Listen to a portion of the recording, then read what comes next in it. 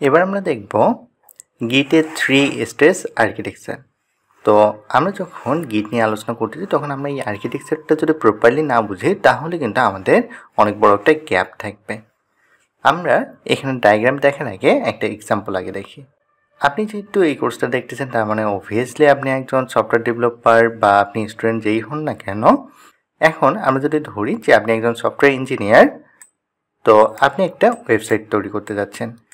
Example হিসেবে আমরা ধরতেছি যে আমাদের যে iQuiz.org আমাদের যে iQuiz ইন্টেলিজেন্স আছে, আমাদের যে ওয়েবসাইটটা আছে, এই ওয়েবসাইট আমরা যখন তৈরি করতেছি, ধরলাম এটা একটা আমরা ওয়েবসাইট তৈরি করতেছি। এখানে ইনিশিয়াল অবস্থায় আমরা ধরলাম আমরা একটা মডেল ক্রিয়েট করলাম, এরপর আমরা ভিউ ক্রিয়েট করলাম, এরপর আমরা যদি আসি টেমপ্লেট ক্রিয়েট করলাম, টেমপ্লেট ফোল্ডারের ভিতর index.html।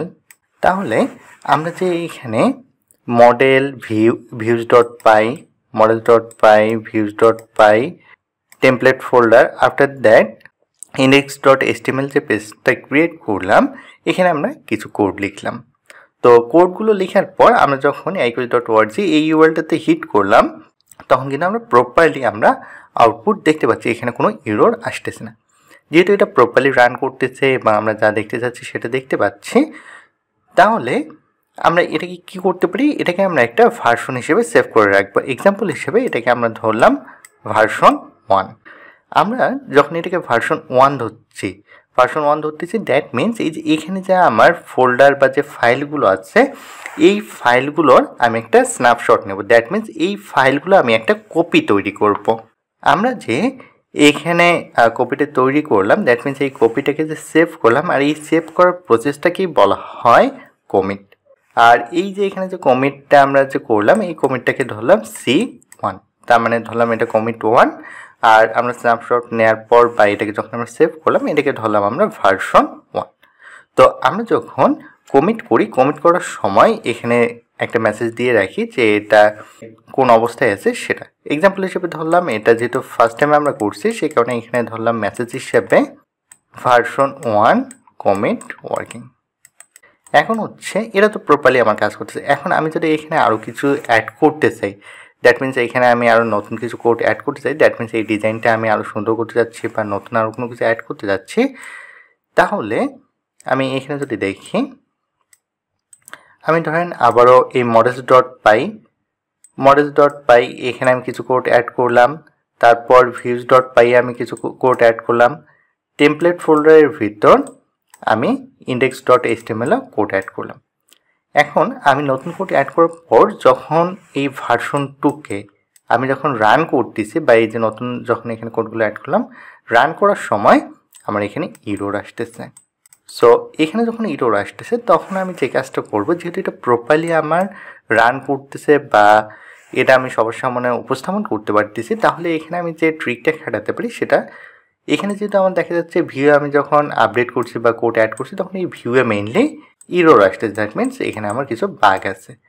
তাহলে আমি এখানে যে কাজটা করতে পারি সেটা হচ্ছে আমি স্ন্যাপশটের জন্য এই মডেল এবং টেমপ্লেটকে আমি পাঠিয়ে দিতে পারি।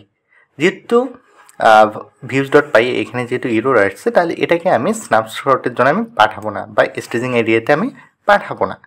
তাহলে শুধু এই দুটোকে যদি আমি পাঠিয়ে দিই তাহলে হচ্ছে দেখা যাবে যে আমি কারেন্ট যে চেঞ্জগুলো করছি সেই চেঞ্জগুলো কিন্তু আমাদের শো হবে। শুধু ভিউসে যেহেতু প্রবলেম হচ্ছে সেই কারণে এটাকে আমি এক্সক্লুড করে দিচ্ছি।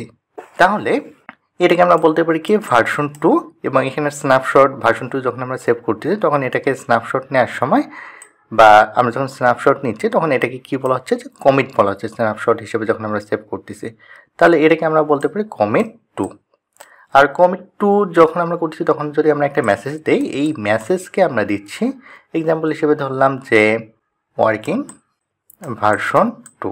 ওকে, তো এখানে দেখেন আমার যদি এই স্কোপটা যদি না থাকতো, যে যখন ইরর আসছে তখন এই ফাইলটা আমি বাদ দিতে পারতেছি views.py, তখন দেখা যেত যে আমার কিন্তু এই যে ভুল যে বা এখানে যে ইরর আসছে এই ইরর যুক্ত ভার্সন 2 কিন্তু আমাকে পাবলিশ করা লাগতো।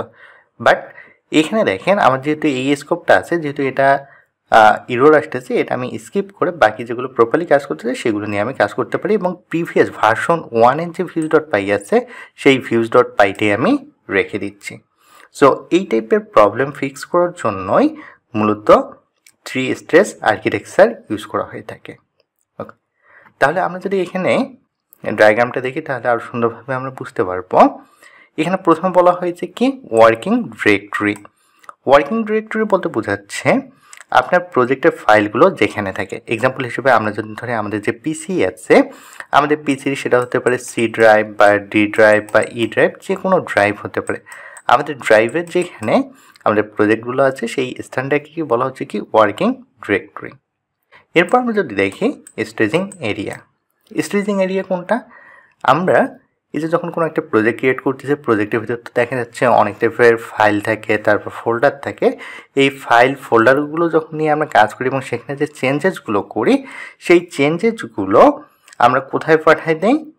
এই যে মধ্যবর্তী যে স্থানটা আছে, এই যে মধ্যবর্তী যে স্থানটা আছে স্টেজিং এরিয়ায়, এই স্টেজিং এরিয়াতে আমরা পাঠাই দিই কমিটের জন্য, বা আমরা এক্সাম্পলের সময় যে জিনিসটা দেখছি স্ন্যাপশটের জন্য আমরা পাঠাই দিই যে এক্স্যাক্টলি এখান থেকে আমরা কোন কোন জিনিসটা আমরা ফাইনালি কমিটের জন্য পাঠাবো বা কোন কোন জিনিসটা আমরা স্ন্যাপশট নেব। এখানে যে যে জিনিসগুলো আমরা স্ন্যাপশট নেব, যে এখানে যেরকম আমি বলছিলাম যে মডেলে কোনো প্রবলেম নেই, তার মানে এটা পারফেক্টলি রান করতেছে, তার মানে এটা ওকে।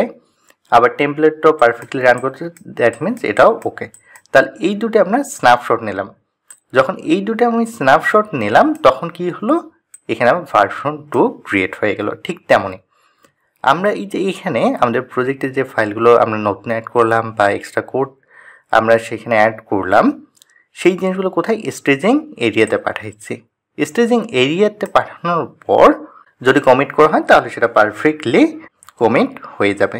ওকে, এরপর আমরা যদি দেখি থার্ড যে পয়েন্টটা, সেটা হচ্ছে যে গিট ডিরেক্টরি বা রিপোজিটরি। এখন হচ্ছে রিপোজিটরি দু ধরনের, একটা হচ্ছে লোকাল রিপোজিটরি, আরেকটা হচ্ছে রিমোট রিপোজিটরি। এখন কোশ্চেন হচ্ছে লোকাল রিপোজিটরি কি আর রিমোট রিপোজিটরি কি? লোকাল রিপোজিটরি হচ্ছে আপনার প্রজেক্টের .git ফোল্ডার, যেখানে সমস্ত পরিবর্তনের হিস্টোরি কমিট সংরক্ষণ করে। আর রিমোট রিপোজিটরি হচ্ছে এটি অনলাইনে সংরক্ষিত রিপোজিটরি। এক্সাম্পল হিসেবে যদি আমরা ধরি GitHub, GitLab এক্সেট্রা, যেখানে আপনি আপনার লোকাল রিপোজিটরির চেঞ্জেসগুলো পাঠাতে পারেন। এটি একাধিক ডেভেলপারদের সাথে সহযোগিতার জন্য ইউজ করা হয়ে থাকে। তো আশা করি গিটের 3 স্টেজ আর্কিটেকচার নিয়ে আপনাদের আর কোনো কনফিউশন থাকার কথা না। তো এরপর যদি আপনাদের কোনো কনফিউশন থাকে সেক্ষেত্রে ভিডিও ডিসক্রিপশন বক্সে গ্রুপ লিঙ্ক দেওয়া থাকবে, সেখানে কোশ্চেন করলেই ইনশাল্লাহ অ্যান্সার পেয়ে যাবেন।